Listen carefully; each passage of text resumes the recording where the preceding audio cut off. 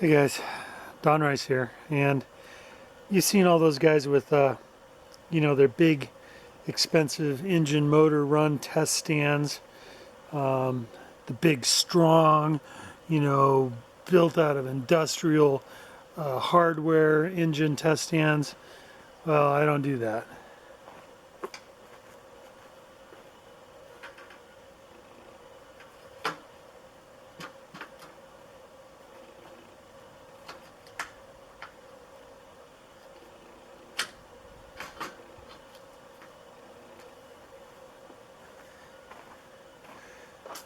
That's just a carpenter's horse right there.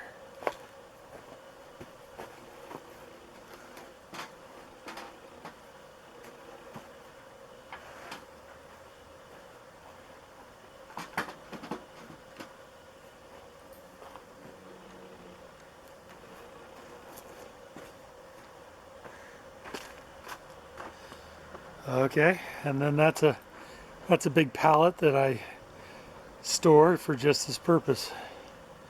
It just sits there on top of the carpenter's horse. That's all it is to it. Okay, now this next piece of kit, I will readily admit, is nice. It's a it's a test stand that was made by Bob Mosley, and who's a member of our local club. And it is very nice. It is universal, very easily adjustable for just about any engine.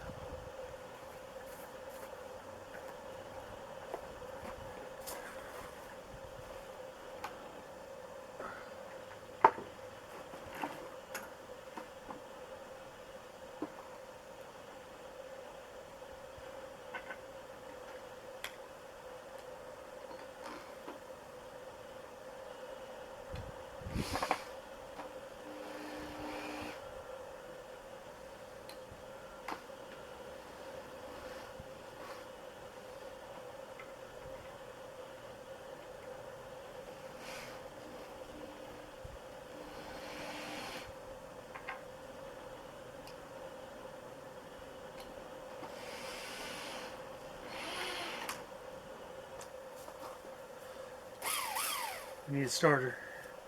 I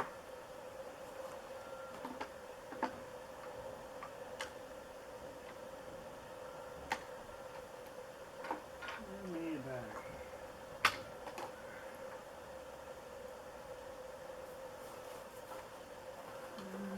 Need some fuel.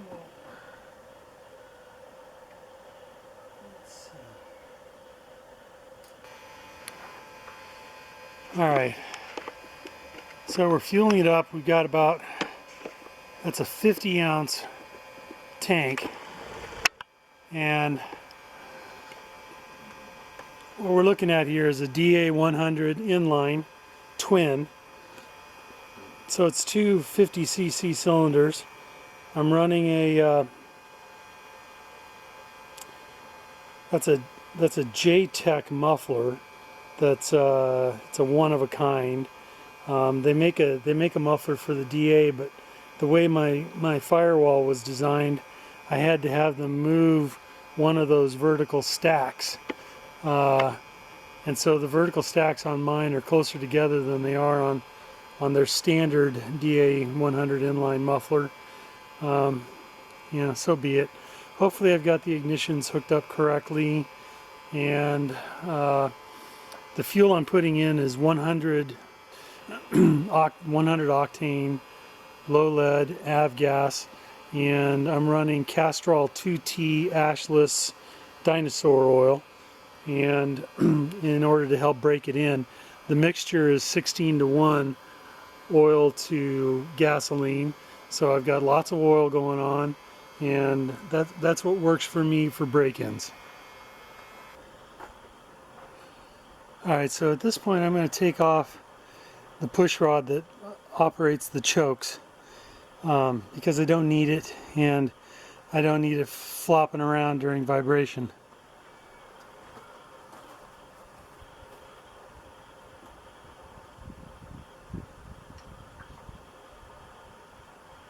Okay, just like that. So now the chokes can be operated manually like this.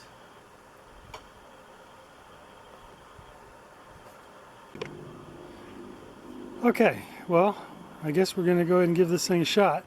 I want to close the chokes. The throttle is open just a little bit, and I'm going to close the chokes and see if it draws fuel up when I hit it with the starter, and hopefully we'll get a fire.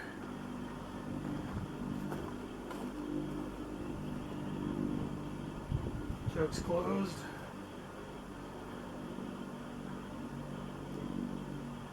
Ignition on.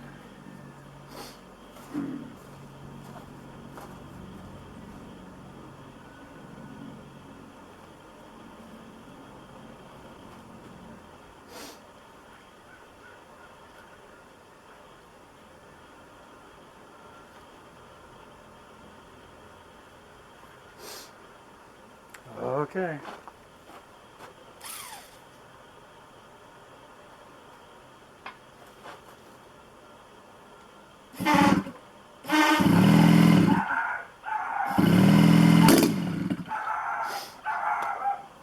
Well, that's a good sign. Choke off.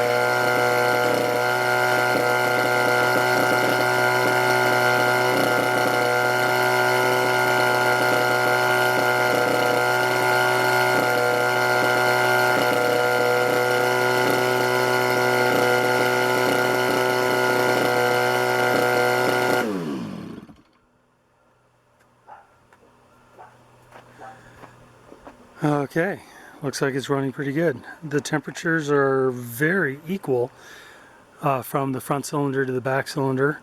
The first reading I took when it was at basically just above idle was 130 degrees F, and then when I upped the RPM, the higher RPM is 3500, which is a nice, mid-range break-in speed, and just hold it there at 3500 for about 5 minutes, and both cylinders read 170 degrees on the first reading at 3500 RPM, and then a minute or two later they were both at 201 degrees, and then after a few more minutes they had risen up to 207 degrees, which I consider that's probably about as high as it's going to go, which is perfect. The engine's running a little bit rich.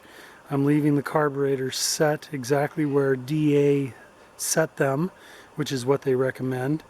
And I'm going to go ahead and let the engine cool down completely now. Let it cool down for about an hour, and then I'll do exactly the same thing again 4 or 5 times. And in order to get 4 or 5 heat cycles on the engine. And after that's done, I'll let the engine run long term for, you know, maybe about an hour to help get the rings and the bearings and everything seated properly. So anyway, that's the first run on this motor, and I'm going to call that a 100% success. So later. Okay, so a couple of hours have gone by. I've run it twice now, and I'm getting ready to run it for the third time, but I thought I'd show you guys the setup here. And you can see, because it's an inline twin, you actually have two pickups, and which means you have to have two ignition systems, and which I do, and two carburetors. So this is the choke. That's closed choke. That's open. We just leave it open. It seems to be drawing really well and starts right up, no problem. This is my throttle, very high tech. You can see it's just a clamp, clamping onto the throttle push rod. That's a 50-ounce gas tank with 100 octane low lead avgas, mixed 16:1 with Castrol 2T ashless dinosaur oil. You can see I've got a crap trap here. It's always good to have a filter no matter what. And a split line here doesn't seem to cause any trouble. I was a little worried about having a split with the dual carb. I wasn't sure if they might interact. They don't seem to be, which is good. These are the two ignition systems, and they come back to, I've got a single switch here, on-off switch, and a single Life-E battery. This is an A123 from Electrodynamics, just clamped to the setup, and that's it. And hang on a second here and we'll fire it up for the third run. Alright, so we'll turn the ignition on. They run better when the ignition's on. Presumably. That is the voice of Frank.